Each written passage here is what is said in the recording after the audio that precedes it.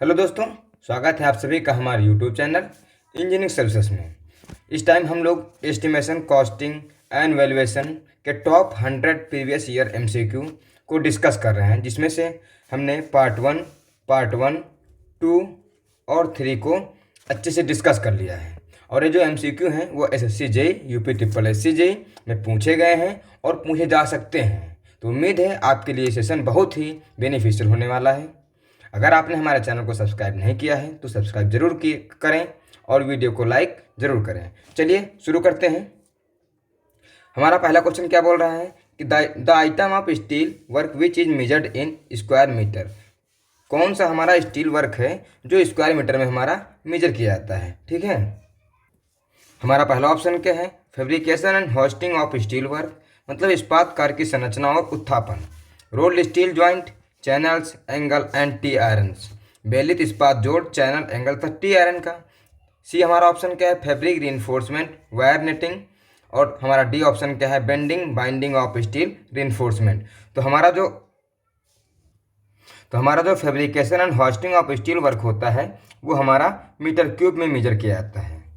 ठीक है, और हमारा जो role steel joint, channels, angles and T irons होते हैं वो भी हमारे मीटर क्यूब में मेजर किए जाते हैं। और हमारा फैब्रिक रीइंफोर्समेंट वायर नेटिंग होता है, जो हमारा फैब्रिक की जो हमारी जाली होती है वो हमारी मीटर स्क्वायर में मेजर की जाती है। और बेंडिंग बाइंडिंग ऑफ जो स्टील रीइंफोर्समेंट होता है वो हमारा मीटर क्यूब में मेजर किया जाता है। तो हमारा कौन सा आइटम जो है मीटर स्क्वायर में मेजर किया जा रहा है, हमारा फैब्रिक रीइंफोर्समेंट वायर नेटिंग। तो हमारा सी ऑप्शन क्या है, राइट है। नेक्स्ट क्वेश्चन क्या है हमारा, which are the following is not measured in square metre. कौन सा वर्ग है जो कौन सा इसमें ऑप्शन राइट है जो हमारा स्क्वायर मीटर में मापा नहीं जाता है। तो जो अगर देखें, हमारा जो ए क्या है, ड्रिप कोर्स है, बी क्या है, पॉइंटिंग है, सी शटरिंग और डी क्या है, डैम प्रूफ कोर्स या डीपीसी, सीलन रोक रद्दा। ठीक है, तो हमारा जो पॉइंटिंग होता है वो हमारा मीटर स्क्वायर में मेजर किया जाता है। शटरिंग जो होता है वो भी हमारा मीटर स्क्वायर में मेजर किया जाता है। और जो डीपीसी होती है वो भी हमारी मीटर स्क्वायर में मेजर की जाती है। और जो ड्रिप कोर्स होता है वो हमारा मीटर क्यूब में मेजर किया जाता है। इसमें से हमारा राइट आंसर कौन सा हो जाएगा, ड्रिप कोर्स। ड्रिप कोर्स जो है वो मीटर स्क्वायर में मेजर ना होकर मीटर क्यूब में मेजर किया जाता है। ठीक है, नेक्स्ट क्वेश्चन हमारा क्या है, whenever the white washing or distempering is done on corrugated iron sheets in the estimation the plan area of the sheet is increased by। बोल रहा है कि अगर हम लोग कोई भी corrugated आयरन शीट है, ठीक है, तो उसमें अगर हम लोग व्हाइट वॉशिंग और डिस्टेपरिंग कर रहे हैं, ठीक है, तो उस एस्टिमेशन में हम प्लान एरिया को कितना हम लोग इंक्रीज कर देते हैं शीट की। तो ये जो जो जो प्लान एरिया को इंक्रीज करते हैं शीट की वो हमारा होता है 14%। ठीक है, अगर हमारी कोई भी कोरुगेटेड आयरन शीट है, ठीक है, कोरुगेटेड आयरन शीट्स हैं, अगर उसमें हम लोग वाइट वॉशिंग या डिस्टेम्परिंग कर रहे हैं, ठीक है, वाइट वॉशिंग या डिस्टेम्परिंग कर रहे हैं, तो उसमें हम शीट के प्लान एरिया को हम लोग 14% क्या करते हैं, इंक्रीज कर देते हैं। 14% हम लोग इंक्रीज कर देते हैं। ठीक है, इंक्रीज कर देते हैं। ये देखिए एसएससी जेई मॉर्निंग शीट 2017 में आया हुआ है। नेक्स्ट क्वेश्चन हमारा क्या है, in the total estimated cost of building the cost of electrification usually account for. मतलब एस्टिमेशन में, ठीक है, एस्टिमेशन में अगर हम लोग टोटल एस्टिमेटेड कॉस्ट निकालते हैं, ठीक है, तो उसमें हम लोग इलेक्ट्रिफिकेशन का कितना हम लोग अमाउंट यूज करते हैं। टोटल कॉस्ट का जो अमाउंट होता है वो इलेक्ट्रिफिकेशन का वो हमारा होता है 8%। ठीक है, 8%। सीधे एग्जाम में ऐसे ही क्वेश्चन आते हैं। ठीक है, 8%। तो ये ध्यान रखिएगा, इलेक्ट्रिफिकेशन के लिए टोटल हमारा कॉस्ट का 8% हम लोग ऐड करते हैं। नेक्स्ट क्वेश्चन हमारा क्या है, question number 5, which of the following is the most reliable estimate.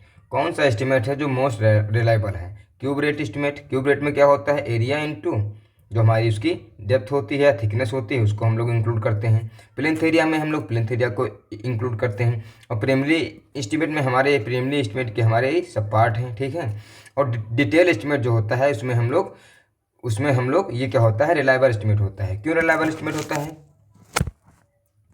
क्योंकि इसमें हम लोग एवरी आइटम्स का हम लोग एस्टिमेशन अलग अलग करते हैं। तो हमारा डिटेल एस्टिमेट जो होता है वो हमारा सबसे एक्यूरेट और हमारा सबसे रिलायबल एस्टिमेट होता है। ठीक है, तो हमारा डी ऑप्शन क्या है, राइट हो जाएगा। नेक्स्ट क्वेश्चन क्या है हमारा, revise estimate is prepared when the original sanctions detailed estimate exceed by. बोल रहा है कि मूल स्वीकृत विस्तृत मूल्यांकन के कितने से अधिक होने पर संशोधित मूल्यांकन तैयार किया जाता है।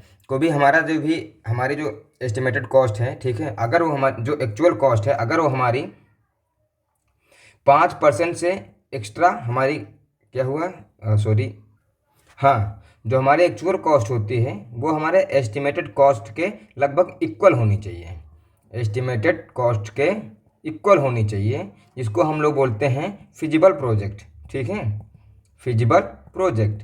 लेकिन हम लोग एस्टिमेट को कब रिवाइज करते हैं, जो हमारे एक्चुअल कॉस्ट होती है वो एस्टिमेटेड कॉस्ट से 5% अगर एक्सीड कर जाए तो हम लोग एस्टिमेट को हम लोग रिवाइज कर देते हैं, ठीक है, दोबारा हम लोग एस्टिमेट करते हैं उसका। तो 5% हमारा जो है वो हमारा अगर एक्सीड कर रहा है तो हम उसको दोबारा से एस्टिमेट करेंगे, ठीक है। तो 5% हमारा यहाँ पर सही हो जाएगा। नेक्स्ट क्वेश्चन क्या है, the value at the end of the utility period without being dismantled is called as. बोल रहा है उपयोगिता काल के अंत में बिना उसे विखंडित किए उसका मूल्य क्या कहलाता है। कोई भी हमारा प्रॉपर्टी होती है, कोई भी हमारा प्रोडक्ट है, ठीक है, अगर वो टाइम बीतते बीतते, ठीक है, अपनी यूटिलिटी पीरियड को क्रॉस कर गया लेकिन वो सही सलामत है, ठीक है, सही सलामत है, ठीक है, तो उसको हम लोग बोलते हैं, तब उसको हम लोग जब बेचेंगे तो हमारी क्या कहलाएगी, स्क्रैप वैल्यू, ठीक है। अगर उसमें कोई टूट फूट हो गई तो तब उसको हम लोग बेचेंगे तो हमारी वो कहलाती है साल्वेज वैल्यू, ठीक है, ये ध्यान रखिएगा। 2 पॉइंट हैं, ठीक है। स्क्रैप वैल्यू क्या होती है, विदाउट बीइंग डिसमेंटल्ड, ठीक है, मतलब बिना उसे विखंडित किए अगर हमारी जो भी प्रोडक्ट या प्रॉपर्टी हो रही है उसको हम लोग बेच रहे हैं तो हमारा स्क्रैप वैल्यू के अंतर्गत आएगा। और साल्वेज वैल्यू क्या होगा, अगर मान लीजिए कोई प्रोडक्ट हमारा टूट गया है, ठीक है, तब उसको हम बेच रहे हैं तो हमारा साल्वेज वैल्यू कहलाएगा। ये होती है लगभग टोटल कॉस्ट का मतलब ये 10% लेते हैं हम लोग, ठीक है, टोटल प्रोडक्ट कॉस्ट का, टोटल प्रॉपर्टी का कॉस्ट का हम लोग 10% लेते हैं। और ये जो वैल्यू होती हैं ये पॉजिटिव भी हो सकती, ये जो सॉरी ये जो वैल्यू हो, हाँ, ये जो स्क्रैप वैल्यू होती है ये हमारी पॉजिटिव भी हो सकती है और निगेटिव भी हो सकती है और हमारी जीरो भी हो सकती है। कैसे कि अगर मान लीजिए हम लोग कोई भी हमारी प्रॉपर्टी है, कोई भी हमारा स्ट्रक्चर है, ठीक है, अब क्या हो, उसकी यूटिलिटी पीरियड जो हमारा है वो एंड हो चुका है, अब हमें उसे बेचना है, ठीक है। अगर हम लोग ऐसे सीधे बेचेंगे तो हमारा क्या कहलाएगा, हमारा स्क्रैप वैल्यू कहलाएगा, ठीक है। अगर उसको हम लोग तोड़ के बेचेंगे तो हमारा वो सॉल्वेज वैल्यू कहलाएगा, ठीक है।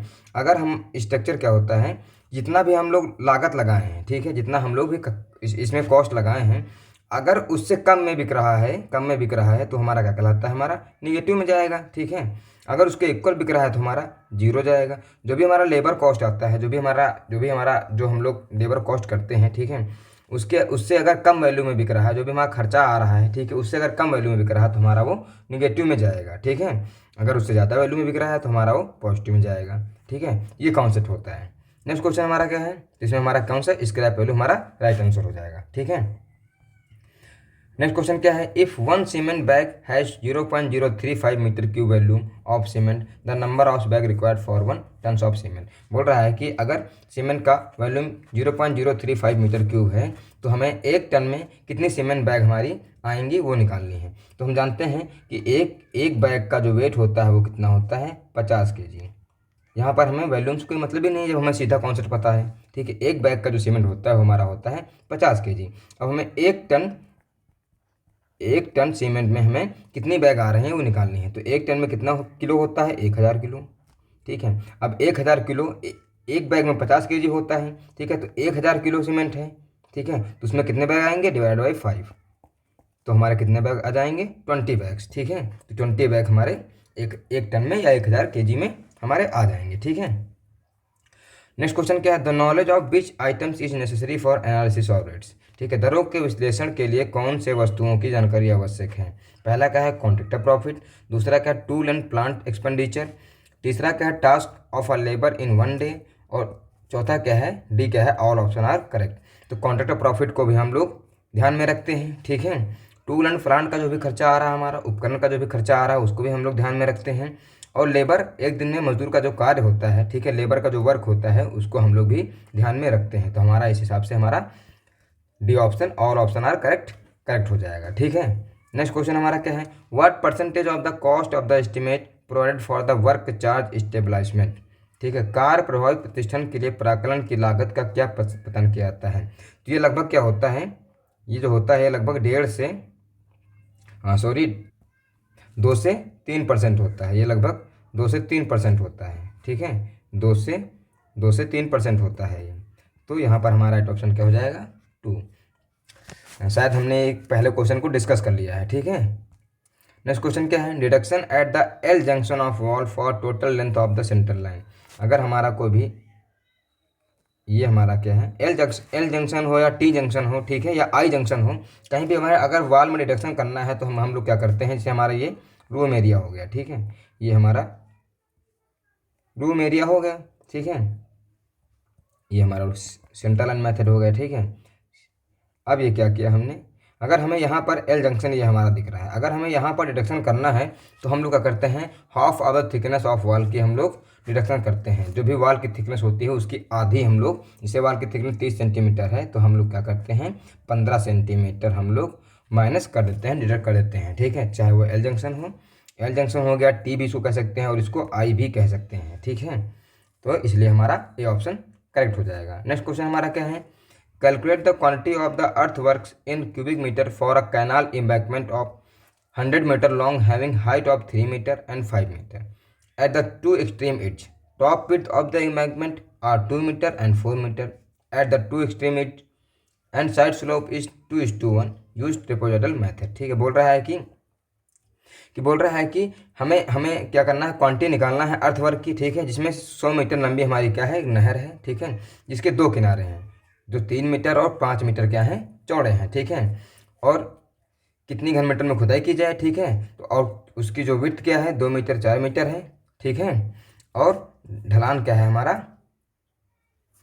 2:1 है। ठीक है, हाइट क्या है, 3 मीटर 5 मीटर, विड्थ क्या है, 2 मीटर और 4 मीटर, और हमारा साइड स्लोप क्या है, 2:1। तो इसको हम फिगर के थ्रू डिस्कस करते हैं। हाँ, तो पहला हमारा जो किनारा है वो क्या हो जाएगा हमारा,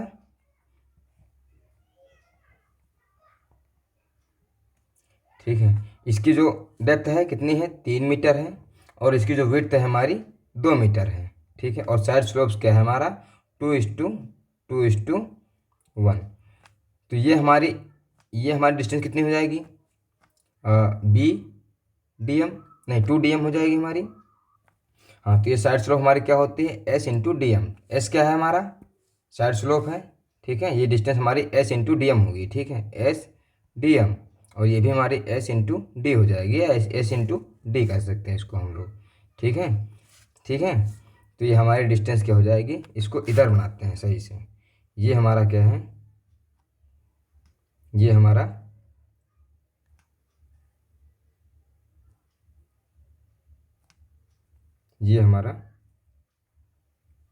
नहर का पहला किनारा है। ठीक है, नहर का पहला किनारा है जिसकी हमारी डेप्थ कितनी है, 3 मीटर है, और इसकी जो विड्थ है हमारी 2 मीटर, और साइड स्लोप जो हमारा है वो कितना है, 2:1। तो ये डिस्टेंस हमारी कितनी हो जाएगी, S/D, और ये क्या हो जाएगी हमारी, S/D।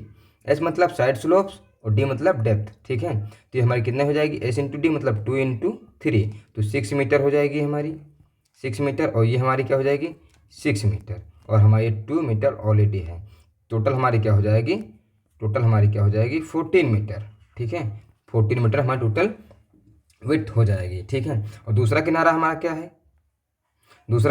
क्या है, इसको फिगर के थ्रू डिस्कस करेंगे तो अच्छे से समझ में आएगा। ठीक है, इसकी जो डेप्थ है वो कितनी है, 5 मीटर है। ठीक है, और इसका जो विड्थ है वो 4 मीटर है। ठीक है, और इसका भी साइड स्लोप हमारा 2:1 है। तो ये भी हमारा S/D हो जाएगा, तो 2 × 5 10 मीटर हो गया, ये हमारा 2 × 5 10 मीटर हो गया। ठीक, टोटल हमारा कितना हो गया, 24 मीटर। ठीक है, 24 मीटर। ठीक है, अब अगर हम लोग इसका एरिया निकालें, ठीक है, इसका एरिया निकालें इसका, तो ट्रेपेजॉइडल जो होता है उसका एरिया क्या होता है, A+B/2 × H। ठीक है, A मतलब ऊपर की ये जो हमारी विड्थ हो गई, और B मतलब कि नीचे की जो विड्थ, टोटल विड्थ हो गई, और H मतलब हाइट। तो हमारे ऊपर कितनी है 2 प्लस नीचे कितनी है 14/2 इंटू एच कितना है 3 मीटर। तो हमारा कितना आ जाएगा एरिया 24 मीटर स्क्वायर। ठीक है, इसका हम लोग अगर एरिया निकालेंगे तो हमारा क्या हो जाएगा एरिया, उसी प्रकार से A2, इसको A2 लिख सकते हैं हम लोग, A+B/2 इंटू एच। ठीक है, ए इसमें कितना है 4 मीटर, 4 प्लस बी कितना है 24 मीटर बाई 2 इंटू 5। ठीक है, तो ये हमारा कितना हो जाएगा, हमारा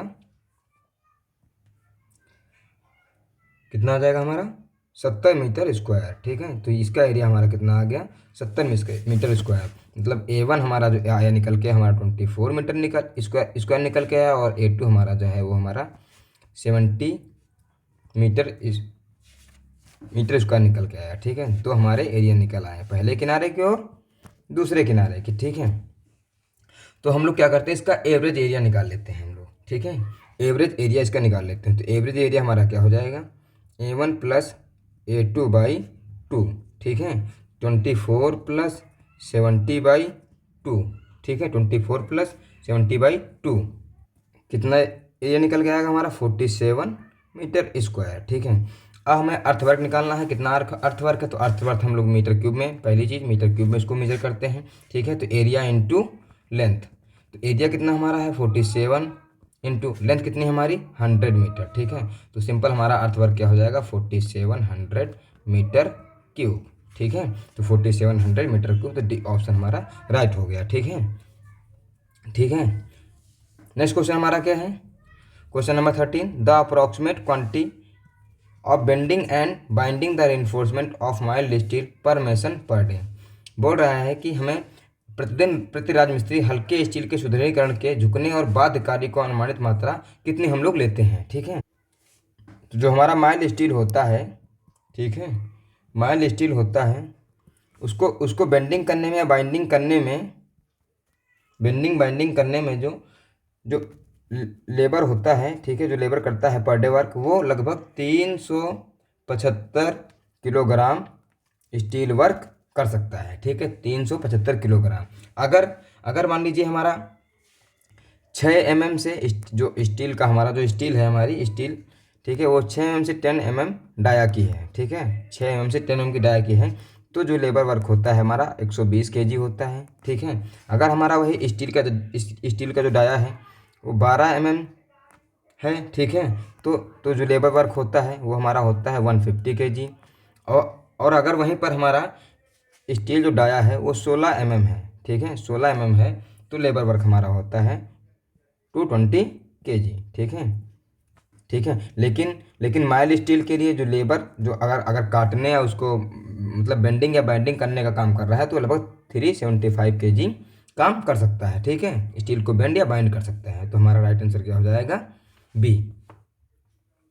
नेक्स्ट क्वेश्चन हमारा क्या है, in which of this system the payment to individual workers are done according to the amount of work. बोला निम्नलिखित में से किस प्रणाली में अलग अलग मजदूरों को भुगतान किए गए कार्य की मात्रा के अनुसार किया जाता है। ठीक है, तो कौन सा हमारा सिस्टम है, ठीक है, ठीक है, कौन सा हमारा सिस्टम है जिसमें हम लोग क्या करते हैं, वर्कर्स को अलग अलग हम लोग पेमेंट देते हैं। तो पीस वर्क सिस्टम, बी हमारा क्या है टाइम वर्क सिस्टम, सी हमारा क्या है क्वालिटी वर्क सिस्टम, और डी हमारा क्या है क्वांटिटी वर्क सिस्टम। ठीक है, तो पीस वर्क सिस्टम मतलब खंड कार्य प्रणाली, अलग अलग काम के लिए। ठीक है, मतलब अलग अलग जो भी हमारा, इससे हमारा एक्सेवेशन अलग हो रहा है। ठीक है, और टाइम वर्क सिस्टम मतलब टाइम के अकॉर्डिंग कि 8 घंटे में कितना वर्क हो रहा है। क्वालिटी मतलब कि उसकी क्वालिटी के अकॉर्डिंग कितना अच्छा काम कर रहा है। और क्वांटिटी वर्क सिस्टम मतलब कि कितना, मतलब किसे मान लीजिए कि वो एक दिन में 2400 ईंटें मशीनरी चिनाई कर दे रहा है, 2400 ब्रिक्स मशीनरी चिनाई कर रहा है। ठीक है, एक जो मिस्त्री हमारा है वो हमारा 2000 ब्रिक्स जो है हमारी वो एक दिन में मशीनरी वाल में यूज कर रहा है। ठीक है, तो हमारा हो गया क्वांटिटी वर्क सिस्टम। ठीक है, तो यहाँ पर हमारा क्या हो जाएगा पीस वर्क सिस्टम, खंड कार्य प्रणाली। ठीक है, तो अलग अलग कार्य के लिए अलग अलग हम लोग वर्कर्स को पेमेंट देते हैं। ठीक है, ठीक है, ओके, थैंक यू दोस्तों, आज के लिए इतना ही। और इस वीडियो की जो PDF है वो हमारे टेलीग्राम चैनल में मिल जाएगी, और जो टेलीग्राम चैनल टेलीग्राम चैनल की जो लिंक है वो हमारे वीडियो के डिस्क्रिप्शन में दी है, तो हमारे टेलीग्राम चैनल को जरूर ज्वाइन करें। ठीक है, मिलेंगे नेक्स्ट वीडियो में। Bye bye, take care.